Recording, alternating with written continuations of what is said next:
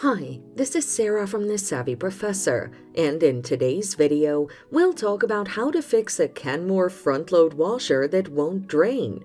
Watch the video until the end to learn this and much more. The most probable reason your Kenmore front-load machine isn't draining is a broken motor. In this case, here's what you can do.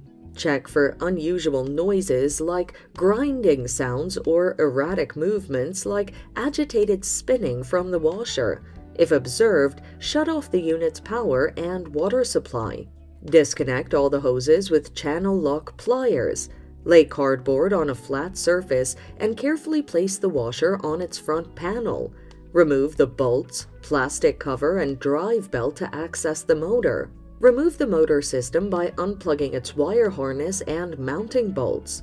Install a new motor and fix it into the wire harness connection. Position the drive belt, plastic cover, and bolts back into place. Set the washing machine upright and reconnect its supply hoses. Plug the unit back into its power and water. So, there you have it. Follow these steps to fix a Kenmore front-load washer that won't drain. Thanks for watching. Till next time.